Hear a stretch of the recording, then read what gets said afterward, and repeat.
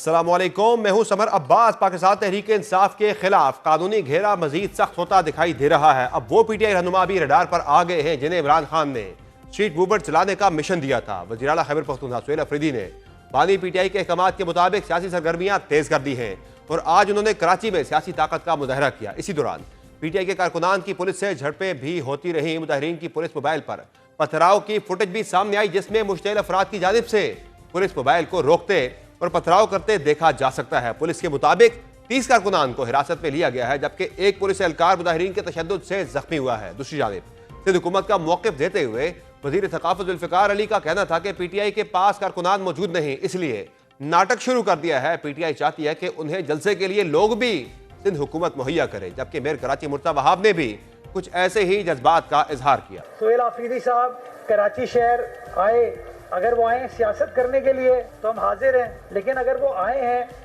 Propaganda کرنے کے لیے یہ چیز غلط ہے۔ تو پتہ ہے کہ وہ اس گراؤنڈ کو بھر نہیں سکتے ہیں، تو اب میں دیکھ رہا ہوں ان کو سٹیٹمنٹ دیتے ہوئے سندھ حکومت کوآپریٹ نہیں کر رہی۔ یار صاف صاف بولو، بندے تمہارے پاس نہیں ہیں، سندھ حکومت بندے بھی پرووائڈ کرے۔ سندھ حکومت ان کو ایئرپورٹ پر ریسیو کرتی ہے تو سندھ حکومت بہت اچھی ہے، لیکن جب وہ باہر نکلتے ہیں اور ان کو 200-250 لوگ نظر آتے ہیں، 300 لوگ نظر آتے ہیں، تو وہ اپنی ٹوپی ڈرامے پہ اب شروع ہو جاتے ہیں۔ اس کے علاوہ 9 مئی کے معاملے میں ایک اہم پیش رفت بھی ہوئی ہے جس میں سہیل افریدی کے لیے مزید مشکلات کھڑی ہوتی دکھائی دے رہی ہیں۔ پنجاب فرانزک لیبارٹری نے اپنی ایک رپورٹ پہ تصدیق کی ہے کہ پشاور میں ریڈیو پاکستان کی عمارت کے اندر 10 مئی 2023 کو جلاؤ گھیراؤ کی ویڈیوز میں نظر آنے والے افراد میں صوبہ خیبر پختونخوا کے وزیر اعلیٰ سہیل افریدی اور پی ٹی آئی کے دیگر رہنما شامل ہیں۔ اس مقدمے میں ریڈیو پاکستان کے وکیل شبیر حسین گگیانی نے بتایا کہ پشاور شرقی تھانے کی پولیس نے عدالتی حکم پر کچھ ویڈیوز فرانزک جانچ کے لیے پنجاب فرانزک لیب کو بھیجی تھیں۔ انہوں نے بتایا کہ لیب کی رپورٹ پولیس کو موصول ہو گئی ہے جسے 10 جنوری کو عدالت میں بھی پیش کر دیا گیا ہے۔ فرانزک رپورٹ میں لکھا گیا ہے کہ اسے مختلف یو ایس پیز میں 16 ویڈیوز فائل بھیجی گئی تھی تاکہ معلوم کیا جا سکے کہ ویڈیوز جعلی یا ایڈٹ شدہ تو نہیں۔ رپورٹ کے مطابق ویڈیوز کی جانچ کا ایک مقصد یہ بھی تھا کہ ان میں نظر آنے والے لوگوں کی شناخت ہو سکے۔ رپورٹ کے مطابق ویڈیوز میں نظر آنے والے ایک شخص کی تصویر عامر خان چمکنی سے میچ کرتی ہے جو پی ٹی آئی کے رہنما ہیں۔ اسی طرح ایک شخص نے فیشل فیچرز ویڈیوز میں نظر آنے والے ملزم عرفان سلیم جبکہ ایک اور شخص کے فیشل فیچرز ملزم کامران خان بنگش سے میچ کرتے ہیں۔ Kamran Bangash P T I کے سابق رکن صوبائی اسمبلی اور سابق صوبائی وزیر بلدیات اور اطلاعات رہ چکے ہیں، جبکہ عرفان سلیم پی ٹی آئی ضلع پشاور کے صدر ہیں۔ رپورٹ کے مطابق ایک ویڈیو میں نظر آنے والے شخص کے فیشل فیچرز سہیل افریدی کے ساتھ میچ کرتے ہیں۔ سہیل افریدی کی تصویر بھی رپورٹ میں شامل ہے اور ان کی تصاویر ویڈیو سے لے کر رپورٹ کا حصہ بنائی گئی ہیں۔ رپورٹ میں پی ٹی آئی کے سابق صوبائی وزیر خزانہ اور صحت کی ویڈیو سے لی گئی تصاویر اور اوریجنل تصویر بھی دی گئی ہے جن کے چہرے کی ساخت تیمور سلیم جھگڑا کے ساتھ میچ کرتی ہے۔ اس صورتحال سے ظاہر ہوتا ہے کہ پی ٹی آئی کے خلاف ریاستی دباؤ تیز ہو رہا ہے اور رہنماؤں کو سیاسی اور قانونی مشکلات کا سامنا ہے۔ اسی دوران سیاسی مداحمت اور مفاہمت کے درمیان کشمکش بھی جاری ہے۔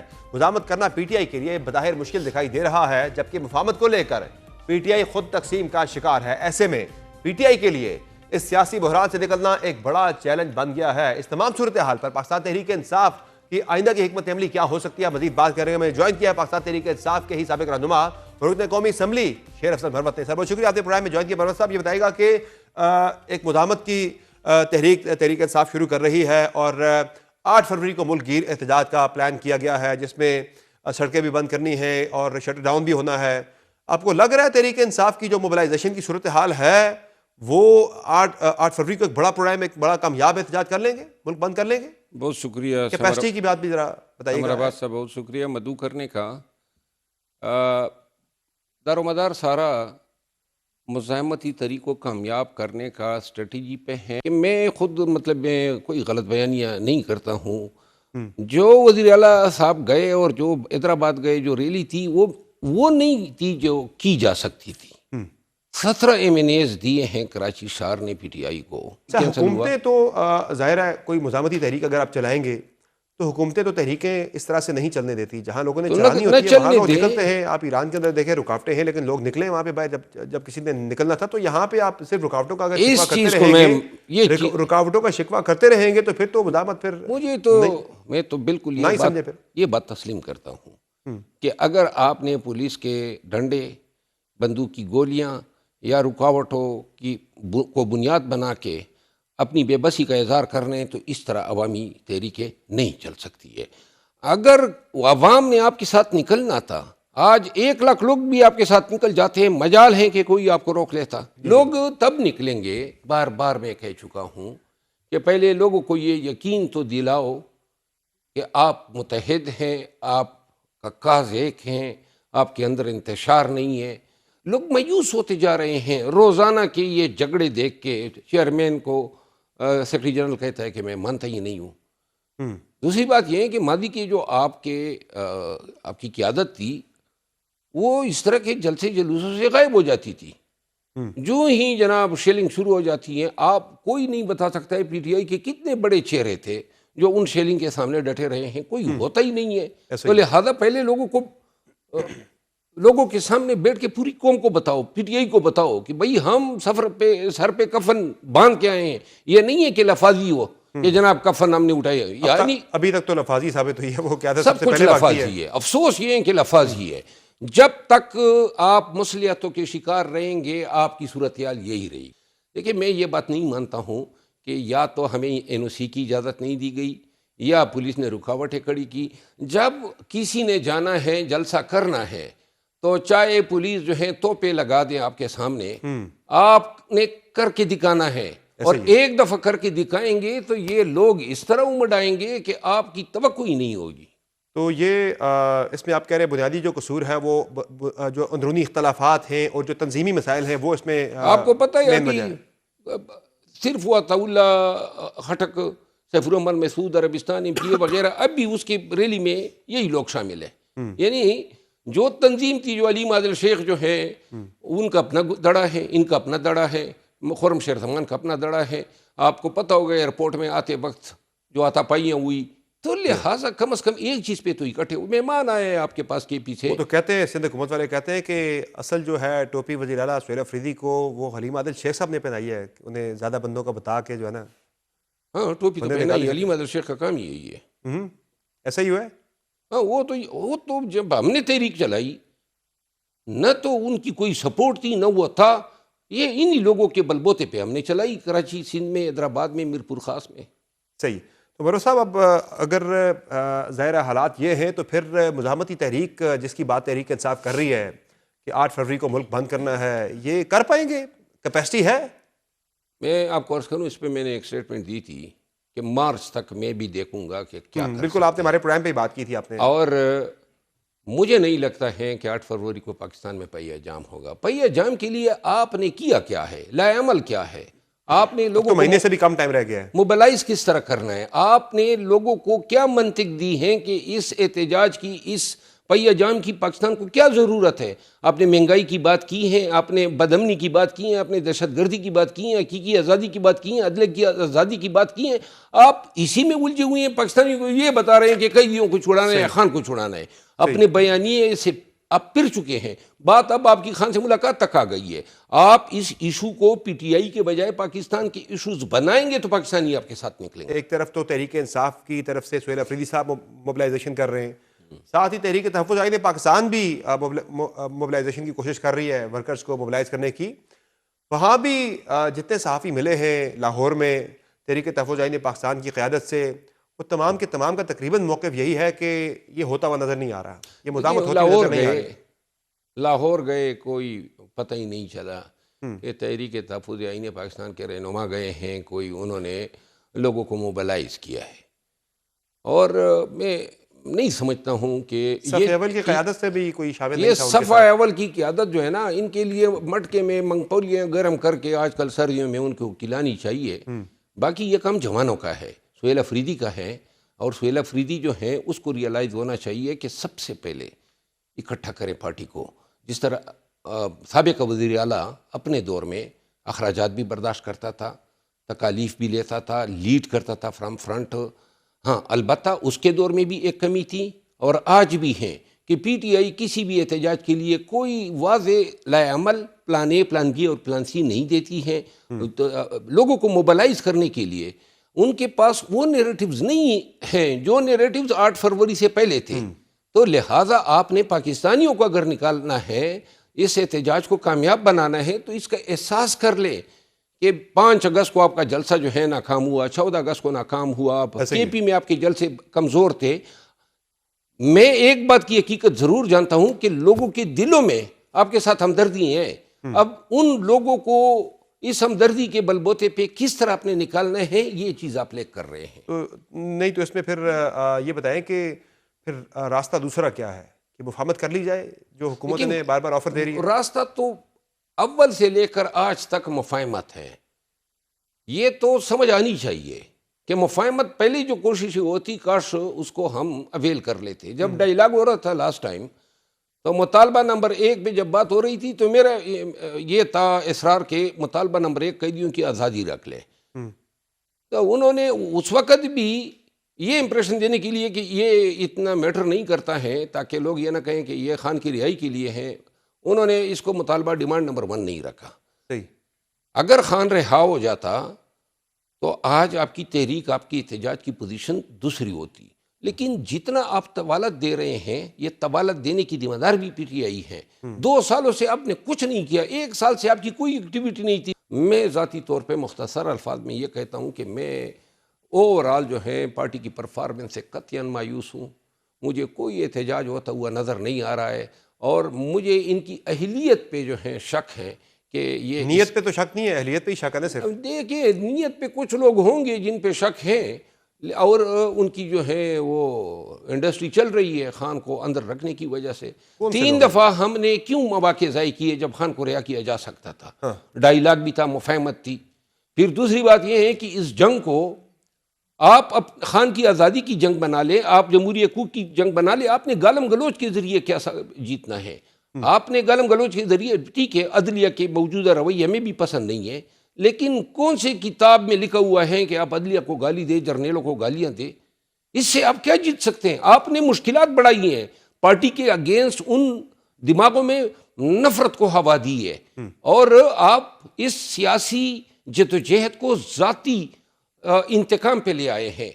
تو لہذا اگر آپ اس رویے سے اس جنگ کو جیتنا چاہتے ہیں تو جس طریقے سے آپ گرتے جا رہے ہیں ایک وقت ایسا بھی آئے گا کہ پورے پاکستان کی ہمدردیاں ہوں گی، ہوگا کوئی نہیں نظر جو آپ کے ساتھ کھڑا ہونے والا کوئی نہیں ہوگا. کھڑا ہونے والا کوئی نہیں ہوگا. تو یہ بتائیں مروت صاحب کہ موجودہ جو حالات میں سہیل افریدی صاحب کے لیے بھی کافی مشکلات بڑھتی دکھائی دے رہی ہیں. جو ایک پنجاب فورینسک لیب کی رپورٹ آئی ہے سامنے، اس میں تو جو 10 مئی 2023 کو اٹیک ہوا تھا ریڈیو پاکستان لاہور پشاور کی بلڈنگ پہ، اس میں سہیل افریدی صاحب کی تصاویر بھی ہیں، اس میں کامران بنگش کی تصاویر بھی سامنے آ گئی ہیں، اس میں تیمور سلیم جھگڑا کی تصاویر بھی سامنے آ گئی ہیں، عرفات سلیم کی بھی آ گئی ہیں اور ان کی تصدیق ہو گئی ہے کہ یہی لوگ تھے ان حملوں میں ملوث تھے. کس طرح کی قانونی مشکلات آپ دیکھ رہے ہیں سہیل افریدی کے لیے اور باقی جو تحریک انصاف کے رہنما جو آئیڈینٹیفائی ہوئے ان ویڈیوز کے اندر ان کے لیے؟ یہ میں نے آج اس خبر کو پڑھا ہے اور بحیثیت ایک فوجداری وکیل کے میں یہ سمجھتا ہوں کہ قانون میں فوجداری وکیل جب اپنے موکل کا دفاع کرتا ہے تو اس کے پاس ایک سب سے اہم جو اس کی دانش، اس کی قابلیت کا تعین کرتی ہے وہ یہ ہے کہ کیا مانگنا ہے، کیا پوچھنا ہے اور کیا نہیں پوچھنا ہے. تو اگر آپ نے غیر ضروری بات پوچھ لی آپ اپنے کلائنٹ کے حقوق کو لے ڈوبتے ہیں. یہ تو آپ نے خود ہی کمیشن مقرر کیا، ایسا ہی ہے. اور اگر آپ کو علم تھا کہ اگر کوئی تھا وہاں پہ ایسا ہی ہے تو پھر کس طرح علی امین خان کے دور میں نہیں ہوا؟ شاید یہی ان کی دانش تھی یا سوچ تھی کہ بھئی اپنے خلاف شہادت کیوں جمع کروں. تو لہذا کس نے یہ مشورہ دیا کہ آپ نے کمیشن مقرر کیا اور کمیشن نے جا کے آپ کے سامنے یہ ایویڈنس رکھ دی ہے. اب جدید سائنس، سائبر ٹیکنالوجی اور جو ہمارا قانون شہادت ہے اس کے تحت ویڈیو ایویڈنس آرٹیکل 164 قانون شہادت آرڈر 1984 کے تحت ایک ایڈمیسیبل ایویڈنس ہے.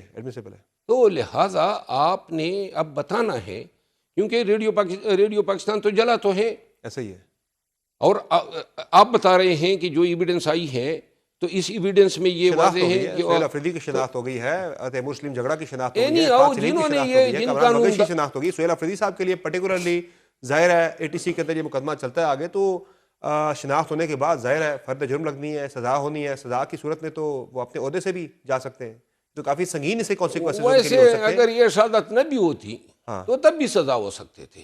جس طرح یہ تو مزید کیس سٹرانگ ہو گیا نا ان کے. میں آپ کو یہی عرض کر رہا ہوں نا. تو ویسے اب جو ہم حالات آگے دیکھ رہے ہیں، آپ نے خود بھی ذکر کیا کہ سیکرٹری جنرل اور چیئرمین کی بھی آپس میں کوئی اتنے اچھے معاملات نہیں ہیں.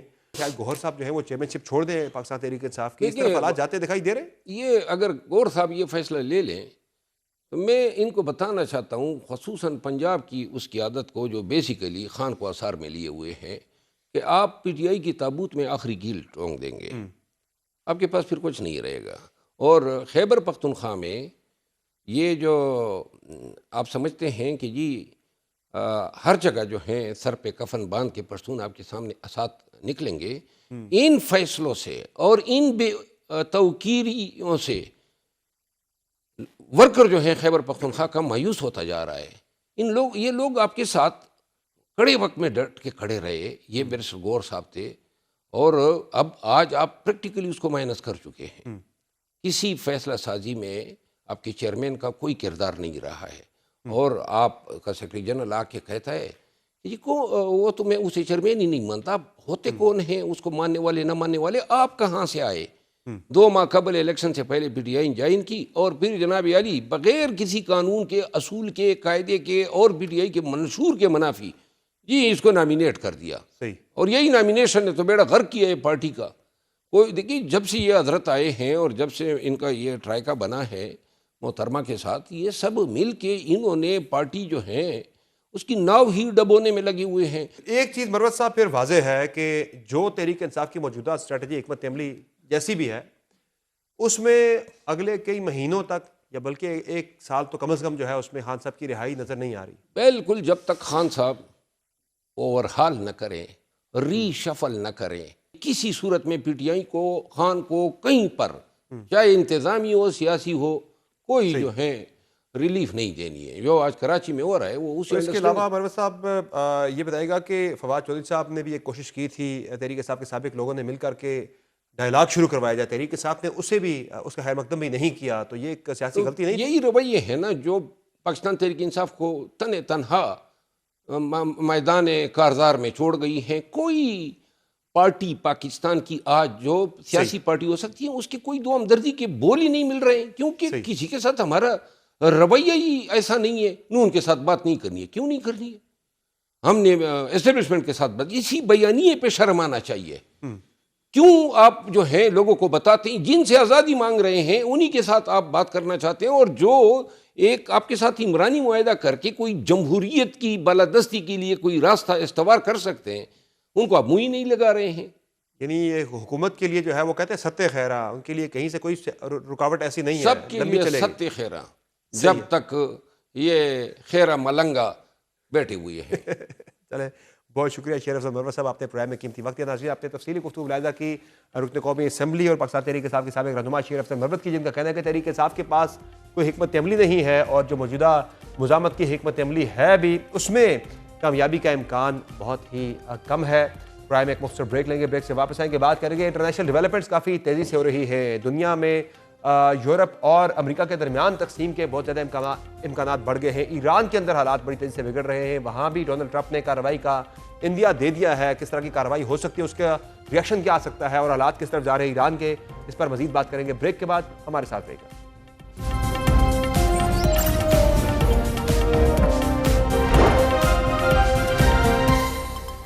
ایران میں مہنگائی کے خلاف 28 دسمبر سے شروع ہونے والے ملک گیر احتجاجی مظاہروں کو آج 2 ہفتے مکمل ہو چکے ہیں۔ امریکہ میں قائم human rights activist news agency کے مطابق ان مظاہروں میں ہلاک افراد کی تعداد بڑھ کر کم از کم 116 ہو گئی ہے، جبکہ 2600 سے زائد افراد کو حراست میں لیا جا چکا ہے۔ تاہم ایرانی سرکاری ذرائع ان اموات کی تصدیق نہیں کر رہے۔ ناروے میں قائم ایرانی ہیومن رائٹس آرگنائزیشن نے اتوار کو اعلان کیا کہ 2 ہفتوں سے جاری مظاہروں میں کم از کم 192 افراد ہلاک ہو چکے ہیں، جو کہ گزشتہ 51 ہلاکتوں کی تعداد سے نمایاں اضافہ ہے۔ تنظیم کے مطابق کم از کم 192 مظاہرین کی ہلاکت کی تصدیق کی گئی ہے، جبکہ حقیقی تعداد اس سے کہیں زیادہ ہو سکتی ہے، کیونکہ ایک دن تک انٹرنیٹ کی بندش نے اعداد و شمار کی تصدیق کے عمل میں رکاوٹ پیدا کر دی ہے۔ ایرانی انسانی حقوق کی تنظیم نے بھی بعض ذرائع کے اندازوں کا حوالہ دیتے ہوئے کہا ہے کہ ہلاکتوں کی تعداد سینکڑوں میں ہو سکتی ہے اور شاید 2000 سے زیادہ بھی ہو سکتی ہے، جبکہ ایرانی ذرائع سے وابستہ مختلف میڈیا رپورٹس کے مطابق تشدد کے واقعات میں اب تک 65 افراد ہلاک ہو چکے ہیں، جن میں 15 سیکیورٹی اہلکار بھی شامل ہیں۔ غیر ملکی میڈیا کے مطابق ایرانی حکومت نے جاری بیان میں کہا ہے کہ اب تک 2500 افراد کو گرفتار کیا جا چکا ہے، جبکہ تہران کے قریب سے 100 مسلح فسادی بھی گرفتار کیے گئے ہیں۔ امریکی خبر رساں ادارے ایسوسی ایٹڈ پریس کے مطابق ایران نے انٹرنیٹ بندش اور فون لائنیں منقطع ہونے کے باعث بیرون ملک سے احتجاجی صورتحال کی تصدیق مزید مشکل ہو گئی ہے۔ ایرانی سرکاری ٹی وی مظاہرین کی ہلاکتوں کا ذکر کیے بغیر سیکیورٹی فورسز کے نقصانات کو نمایاں کر رہا ہے اور ملک میں مکمل کنٹرول کا تاثر دے رہا ہے، جبکہ مظاہرین کو مسلسل دہشت گرد قرار دیا جا رہا ہے۔ تاہم سرکاری ٹی وی نے یہ بھی تسلیم کیا کہ اتوار کی صبح تک احتجاج جاری رہا اور تہران کے ساتھ ساتھ شمال مشرقی شہر مشہد میں بھی مظاہرے ہوئے۔ سپریم لیڈر آیت اللہ علی خامنائی نے امریکی دھمکیوں کے باوجود سخت کریک ڈاؤن کا اشارہ دیا ہے۔ ہفتے کے روز ایران کی دھمکیوں میں مزید شدت آ گئی جب پروسیکیوٹر جنرل محمد موہدی آزاد نے احتجاج کے دوران گرفتار افراد کے خلاف تیز رفتار مقدمات چلانے کے لیے خصوصی عدالتیں قائم کرنے اور جرم ثابت ہونے پر سزائے موت دینے کی ہدایت جاری کی۔ 10 جنوری کو سرکاری ٹیلی گرام چینل IRIB کے مطابق موہدی آزاد نے ملک بھر کے پروسیکیوٹرز کے دفاتر سے احتیاط کے ساتھ تاخیر کے بغیر فرد جرم عائد کرنے اور مقدمات کی سماعت کے لیے تیزی سے تیاری کرنے کی ہدایت کی ہے۔ ان کا کہنا تھا کہ تمام فسادیوں کے خلاف الزامات یکساں ہیں، چاہے کسی نے عوامی سلامتی اور املاک کو نقصان پہنچانے میں فسادیوں اور دہشت گردوں کی مدد کی ہو یا کرائے کے فوجی جنہوں نے ہتھیار اٹھا کر شہریوں میں خوف و ہراس پھیلایا ہو، یہ خدا کے خلاف جنگ ہے اور اس کی سزا صرف موت ہے۔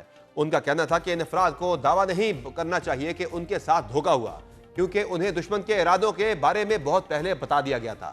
اپنے حکم میں انہوں نے کہا کہ ان کے خلاف کارروائی میں نرمی، ہمدردی یا سمجھوتے کی کوئی گنجائش نہیں ہے۔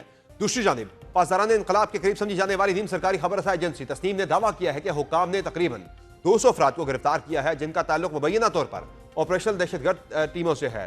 تسنیم نیوز ایجنسی کے مطابق گرفتار افراد کے قبضے سے آتشی اسلحہ، دستی بم، پیٹرول بم اور دیگر ہتھیار برآمد کیے گئے ہیں۔ تسنیم نیوز ایجنسی نے یہ بھی رپورٹ کیا ہے کہ ایران سے منسلک گروپ حنزلہ نے موساد کے 600 کارندوں کی شناخت ظاہر کرنے والی دستاویزات شائع کی ہیں۔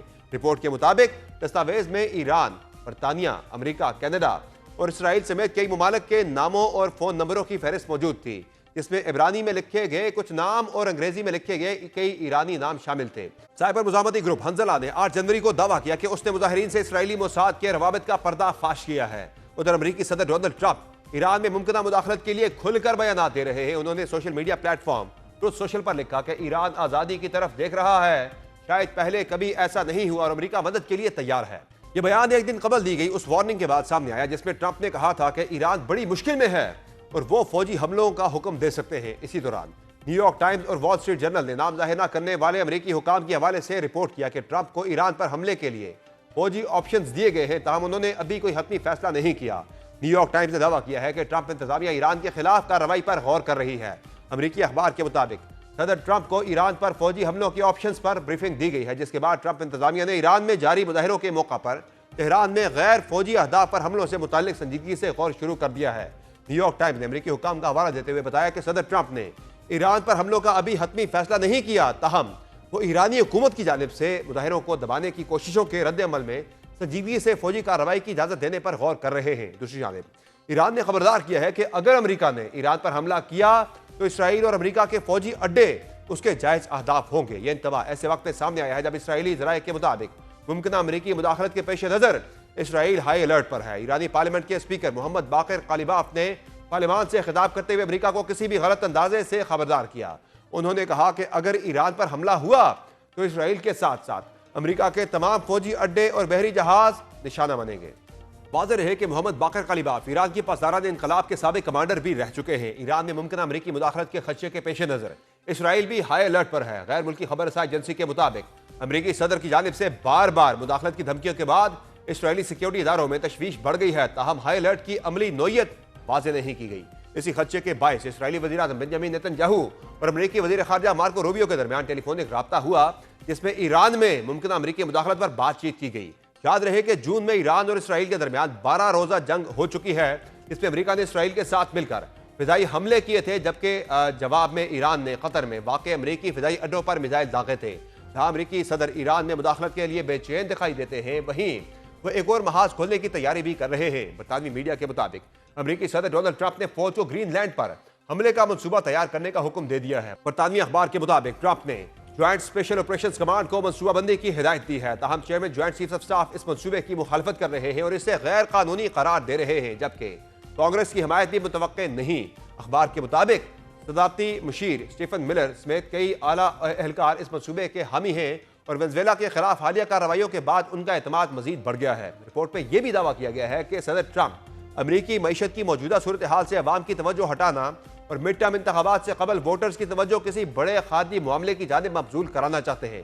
برطانوی میڈیا کے مطابق اگر گرین لینڈ پر حملہ ہوا تو یہ برطانوی وزیراعظم سے کھلا اختلاف ہوگا اور اس صورت میں نیٹو اتحاد کے ٹوٹنے کا خطرہ بھی پیدا ہو سکتا ہے۔ اس تمام صورتحال پر مزید بات کریں گے۔ میں جوائن کیا ہے امریکہ میں پاکستان کے سابق سفیر اور اقوام متحدہ میں پاکستان کے سابق مستقل مندوب سردار مسعود احمد خان نے۔ بہت شکریہ مسعود خان صاحب، آپ نے پرائم میں جوائن کیا۔ یہ بتائیے گا کہ ایران میں جاری احتجاجی مظاہروں اور امریکی صدر کی بار بار ان کی طرف سے مداخلت اور بیان بازی کا جو معاملہ ہے، کیا سمجھتے ہیں امریکہ اپنے ارادوں میں، اپنے عزائم میں کامیاب ہو جائے گا رجیم چینج کے، یا مشکل ایسا؟ سب سے پہلے تو میں یہ کہوں گا کہ ایران میں جو صورتحال ہے وہ بہت ہی تشویشناک ہے اور پاکستان کے لیے خطرے کا باعث بھی ہے۔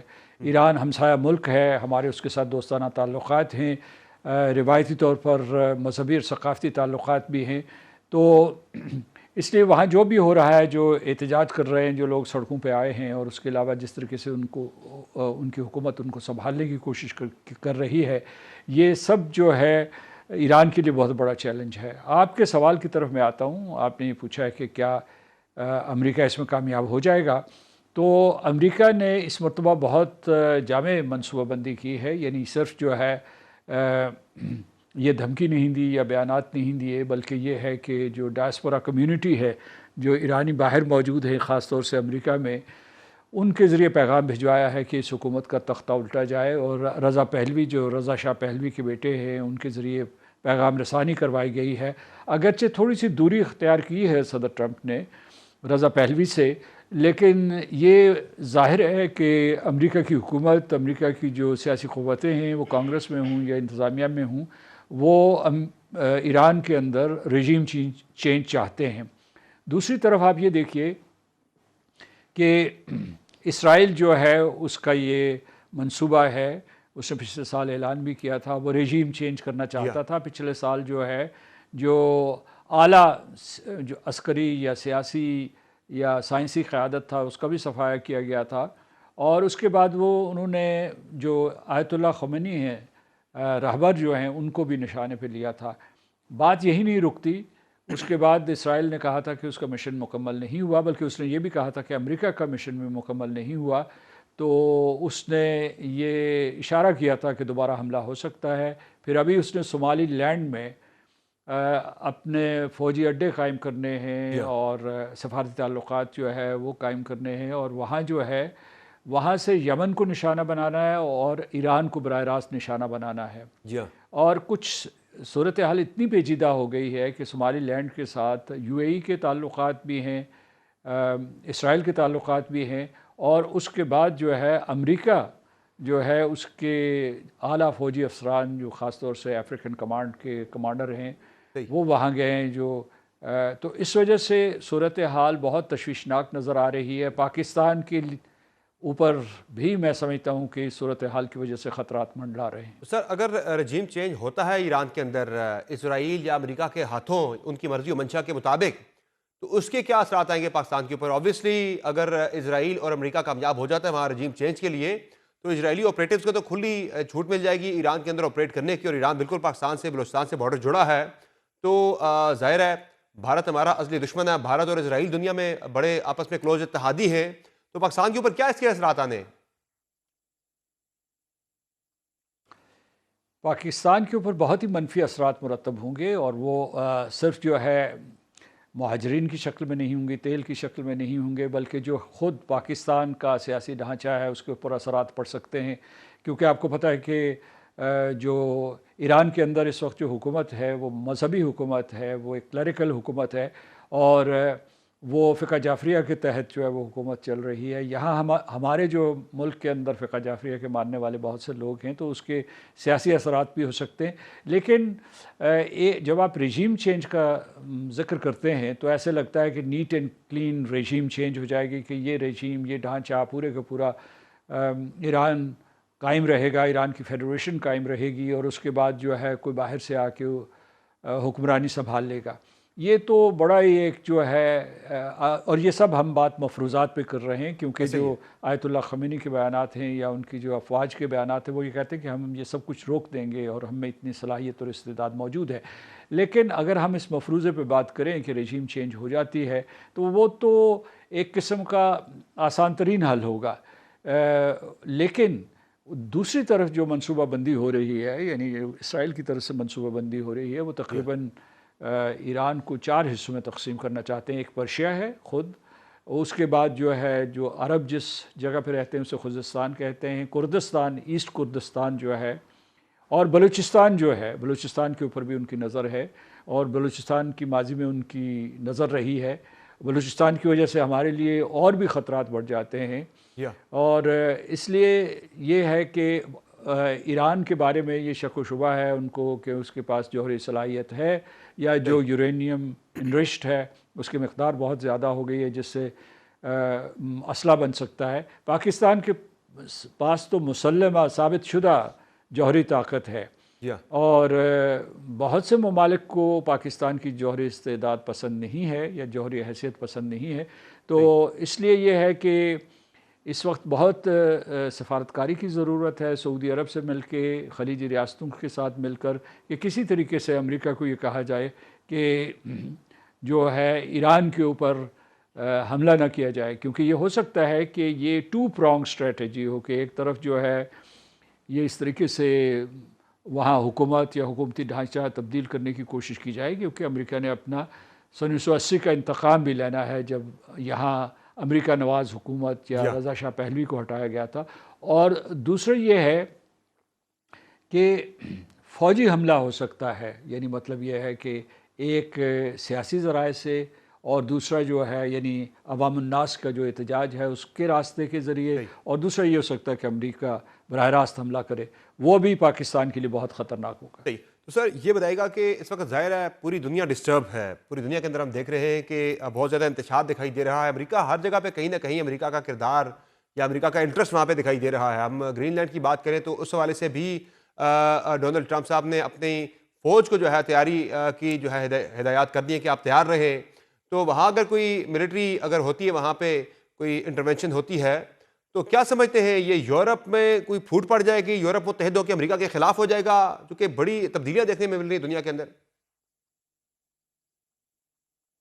دیکھیے ڈنمارک نے یہ کہا ہے کہ اگر وہ اس قسم کا کوئی حملہ کرتے ہیں تو پھر اس صورت میں گرین لینڈ کے اوپر اگر حملہ کرتا ہے امریکہ تو وہ پھر جو ہے نیٹو سے کنارہ کشی کر لے گا، اور اس سے نیٹو ٹوٹ جائے گا. نیٹو کے ٹوٹنے کے خطرات موجود ہیں. یہ ہو سکتا ہے کہ باقی اسکینڈینیوین کنٹریز بھی جو ہے اس سے علیحدہ ہو جائیں. پھر یہ ہے ہو سکتا ہے کہ جو سدرن پاورز ہیں یورپ کی، جس میں اسپین ہے، پورچوگل ہے، یا اس قسم کے اور کچھ جو ہے جو سینٹرل یورپ کے ہیں، یہ بھی الگ ہو سکتے ہیں. یورپی یونین جو ایک اکائی ہے اس کو بھی تو نقصان پہنچ سکتا ہے کیا سردار صاحب؟ صرف نیٹو نہیں. جی یورپین یونین کو نقصان پہنچ سکتا ہے، لیکن گرین لینڈ کے ساتھ نہیں، معاف کیجیے گا، ڈنمارک کے ساتھ مارکو روبیو چند ہی روز میں مذاکرات کرنے والے ہیں. صدر ٹرمپ نے اپنے پہلے دور میں کہا تھا کہ میں خریدنا چاہتا ہوں، یہ گرین لینڈ میرے حوالے کر دو. ڈنمارک نے معذرت کی تھی اور وہ مسئلہ ٹل گیا تھا. اس مرتبہ وہ یہ کہتے ہیں، ان کا بڑا سخت بیان آیا ہے کہ ہم چاہیں گے کہ صلح صفائی سے یہ مسئلہ حل ہو جائے، یعنی گرین لینڈ ان کے حوالے کر دیں. امریکہ کے صدر نے کہا ہے، اور اگر نہ ہوا تو کہ دوسرا راستہ بھی اختیار کر سکتے ہیں. وہاں پہلے 100 کے قریب جو ہے امریکی فوجی موجود ہیں، اور ان کے درمیان جو معاہدہ ہے اس کے تحت وہ یہ جتنے فوجی وہاں لے جانا چاہیں لے جا سکتے ہیں. جہاں تک کہ گرین لینڈ کا تعلق ہے تو ان کی جو بہت ہی مختصر سی آبادی ہے اور جو جزیرہ ہے وہ بہت بڑا ہے، لیکن ان کی جو حکمران جماعت ہے اور اپوزیشن نے آج ہی ایک بیان جاری کیا ہے. اس نے کہا کہ ہم نہ تو ڈنمارک کے ساتھ رہنا چاہتے ہیں نہ امریکہ کے ساتھ، ہم جو ہے اپنی علیحدہ حیثیت برقرار رکھنا چاہتے ہیں. یہ بیان جو ہے یہ امریکہ کے حق میں جاتا ہے اور ڈنمارک کے خلاف جاتا ہے. صحیح. تو دوسرا یہ بتائیے گا سردار صاحب کہ اس سارے معاملے کے اندر جب دنیا میں بہت زیادہ تنازعات دیکھنے کو مل رہے ہیں، یورپ ڈسٹرب ہے، امریکہ خود ڈسٹرب ہے، اور مڈل ایسٹ کے اندر بھی کافی زیادہ ڈسٹربنس دیکھنے کو مل رہی ہے، چائنا بالکل خاموش ہے سارے تناظر کے اندر. چائنا نے مکمل خاموشی اختیار کی ہوئی ہے، رشیا بھی تقریباً خاموش ہے. چائنا کی پراسرار خاموشی پہ آپ کیا کہیں گے؟ یہ ان کی کسی حکمت عملی کا حصہ ہے یا وہ اپنے آپ کو لا تعلق رکھنا چاہ رہے ہیں سارے معاملے سے؟ نہیں، چائنا خاموش نہیں رہا وینزویلا کے سلسلے میں، بیانات کیا تک ہے لیکن وہ ہے اس سے آگے کیونکہ نہیں بڑھا پریکٹیکلی کسی معاملے پہ بھی. جی میں سمجھ گیا آپ یہ کہہ رہے ہیں، لیکن نہ چین فوجی کارروائی کرے گا نہ روس فوجی کارروائی کرے گا. چین کے لیے صورتحال جو ہے ایک قسم کی مددگار ہے، کیونکہ وہ جو ہے اس سے سب سے زیادہ نقصان چین کا، اگر میں سمجھتا ہوں کہ اس کی سوچ یہ ہوگی کہ اس کا سب سے زیادہ نقصان امریکہ کو پہنچے گا جب امریکہ جیسی بڑی طاقت اپنا بنایا ہوا قانون خود توڑنا شروع کر دیتی ہے. کیونکہ یہ جو نیا عالمی نظام تھا جو دوسری جنگ عظیم کے بعد وجود میں آیا تھا، امریکہ کا اس کا خالق اور معمار تھا اور اس کا محافظ بھی تھا.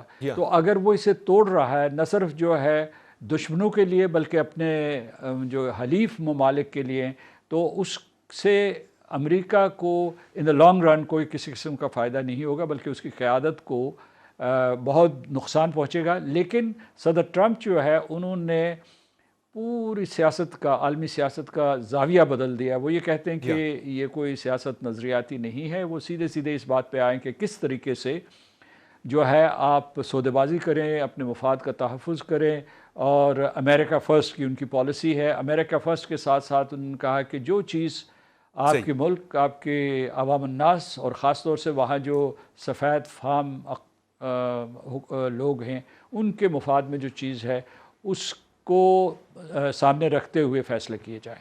صحیح ہے. امریکی صدر ڈونلڈ ٹرمپ نے پوری دنیا کی جو گلوبل پالیٹکس ہے اس کا نقشہ بدل کر رکھ دیا ہے. بہت شکریہ سردار مسعود خان صاحب، آپ نے پروگرام میں جوائن کیا. ناظرین، پروگرام میں ایک مختصر بریک لیں گے، بریک سے واپس آئیں گے، بات کریں گے حالیہ پاک بھارت جنگ کے بعد پاکستان کی پوری دنیا میں جو پذیرائی ہوئی ہے، پاکستان کے دفاعی اپریٹس کی بھی دنیا میں اتنی ہی زیادہ پذیرائی ہو رہی ہے، اور ایک کے بعد ایک ملک کے ساتھ پاکستان کی ڈیفنس ڈیلز ہو رہی ہیں. کن کن ممالک میں پاکستانی JF-17 تھنڈر کی دھوم ہے، کن کن ممالک سے پاکستان کی ڈیل ہو رہی ہے، اور اس کا پاکستان کو کتنا بڑا فائدہ ہوگا، بات کریں گے بریک کے بعد. ہمارے ساتھ رہے گا.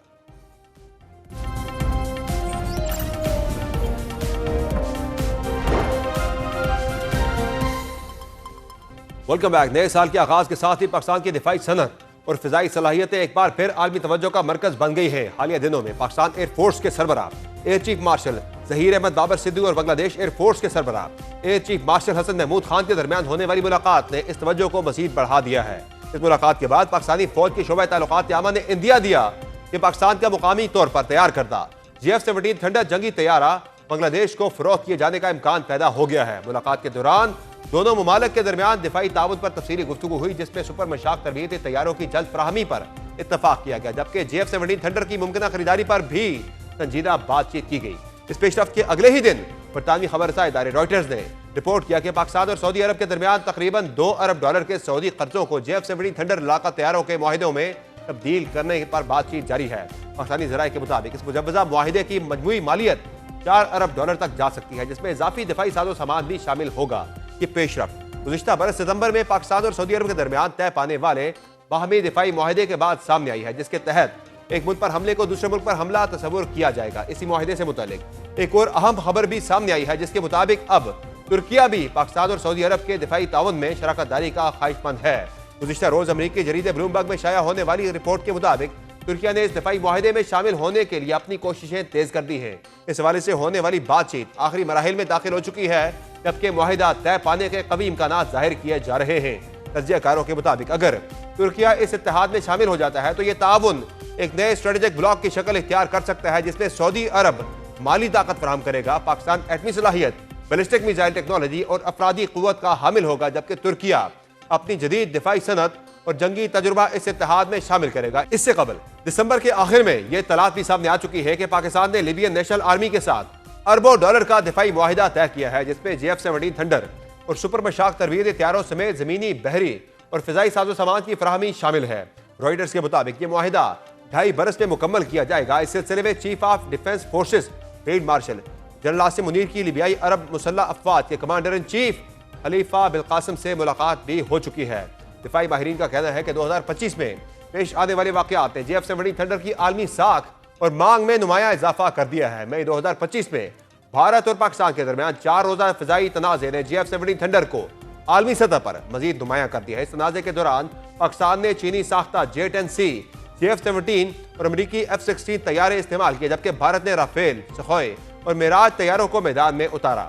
پاکستان نے متعدد بھارتی طیارے مار گرائے، جسے بعد ازاں بھارت نے جزوی طور پر تسلیم بھی کیا۔ اسی تناظر میں پاکستان نے نہ صرف چینی ساختہ فوجی ساز و سامان کی مؤثر صلاحیت ثابت کی، بلکہ اپنے مقامی طور پر تیار کردہ ہتھیاروں جیسے F-17 thunder, Al Khalid main battle tank اور Fatah series guided multi launch rocket system کی صلاحیتوں کا بھی عملی مظاہرہ کیا۔ F-17 تھنڈر نے نہ صرف 2019 بلکہ 2025 کی جھڑپوں میں بھی اپنی جنگی قابلیت منوائی اور دبئی ایئر شو جیسے عالمی فورمز پر بھی نمایاں کارکردگی دکھائی۔ دفاعی ماہرین اور سابق ایئر کمانڈرز کے مطابق F-17 تھنڈر نے مہنگے مغربی اور روسی طیاروں کے مقابلے میں مؤثر کارکردگی دکھا کر خود کو ایک قابل اعتماد آپشن ثابت کیا ہے۔ اگرچہ یہ 5ویں نسل کے اسٹیلتھ طیاروں کا براہ راست متبادل نہیں، مگر 4.5 جنریشن میں یہ ایک متوازن، کم خرچ اور جدید صلاحیتوں کا حامل پلیٹ فارم ہے۔ اس کی قیمت 25 سے 30 ملین ڈالر کے درمیان ہے، جبکہ رافیل جیسے طیارے 90 سے 100 ملین ڈالر سے زائد میں فروخت ہوتے ہیں، جس کی وجہ سے محدود دفاعی بجٹ رکھنے والے ممالک کے لیے F-17 تھنڈر ایک پرکشش انتخاب بن چکا ہے۔ یاد رہے کہ امریکی صدر ڈونلڈ ٹرمپ بھی بارہا پاک بھارت جنگ میں پاکستان کے ہاتھوں بھارتی طیاروں کی تباہی کا ذکر کر چکے ہیں۔ اگر F-17 تھنڈر کی بات کی جائے تو یہ ایک ہلکا ملٹی رول جنگی طیارہ ہے جو پاکستان ایروناٹیکل کمپلیکس کامرا اور چین کی چینگدو ایئر کرافٹ کارپوریشن کا مشترکہ منصوبہ ہے۔ اس منصوبے کی بنیاد 1990 کی دہائی کے آخر میں رکھی گئی، جبکہ ابتدائی پیداوار 2000 کی دہائی کے آغاز میں شروع ہوئی۔ اس کی تیاری کا 58% حصہ پاکستان میں، جبکہ 42% چین میں مکمل ہوتا ہے، تاہم مکمل اسمبلنگ پاکستان میں کی جاتی ہے۔ اس طیارے میں روسی ساختہ انجن اور برطانوی کمپنی مارٹن بیکر کی ایجیکشن سیٹس نصب کی جاتی ہیں، جو اس کے بین الاقوامی معیار کی عکاسی کرتی ہیں۔ F-17 کو پہلی بار 2007 میں عوام کے سامنے پیش کیا گیا۔ بلاک 1 ورژن 2009 میں پاک فضائیہ کا حصہ بنا، جبکہ جدید ترین بلاک 3 ورژن 2020 میں سروس میں شامل کیا گیا۔ بلاک 3 کو 4.5 جنریشن کے لڑاکا طیاروں میں شمار کیا جاتا ہے، جس میں جدید avionics, AESA radar, electronic warfare system, فضا سے فضا اور فضا سے زمین پر حملہ کرنے کی صلاحیت اور beyond visual range missile fire کرنے کی صلاحیت شامل ہے۔ آج F-17 thunder Pakistan air force کا بنیادی جنگی طیارہ بن چکا ہے اور اس کی تعداد 150 سے تجاوز کر گئی ہے، جبکہ ماضی میں پاکستان فرانسیسی میراج 3، میراج 5 اور چینی J-7 طیاروں پر انحصار کرتا تھا۔ عالمی سطح پر میانمار F-17 تھنڈر خریدنے والا پہلا ملک بنا، جس نے 2015 میں 16 بلاک 2 طیارے آرڈر کیے، جن میں سے 7 اب تک فراہم کیے جا چکے ہیں۔ نائجیریا نے 2021 میں 3 طیارے حاصل کیے، جبکہ آذربائیجان نے فروری 2024 میں 16 طیاروں کا $1.5 ارب سے زائد کا معاہدہ کیا اور نومبر 2025 میں F-17 طیارے اپنی وکٹری ڈے پریڈ میں پیش کیے۔ اسی دوران پاکستانی فوج نے ایک اور دوست ملک کے ساتھ مفاہمتی یادداشت پر دستخط کا اعلان بھی کیا ہے، اگرچہ خریدار کا نام ظاہر نہیں کیا گیا۔ عراق، سری لنکا اور سعودی عرب بھی گزشتہ ایک دہائی کے دوران اس طیارے میں دلچسپی ظاہر کر چکے ہیں۔ اسی پس منظر میں وزیر دفاع خواجہ آصف نے حال ہی میں کہا کہ پاکستان کی اسلحہ سازی کی صنعت کی کامیابی ملک کی معیشت کا رخ بدل سکتی ہے۔ ان کی بقول پاکستان کے طیارے جنگ میں آزمائے جا چکے ہیں اور اتنے آرڈرز مل رہے ہیں کہ ملک کو آئندہ 6 ماہ میں IMF کی ضرورت نہ پڑے۔ دفاعی ماہرین کا کہنا ہے کہ اگر یہ دفاعی معاہدے عملی شکل اختیار کر لیتے ہیں تو یہ نہ صرف پاکستان کی دفاعی صنعت بلکہ برآمدات، روزگار اور زر مبادلہ کے لیے بھی ایک بڑی اور فیصلہ کن پیش رفت ثابت ہوں گے۔ آج کے شو میں اتنا ہی، اجازت دیجیے، اللہ حافظ۔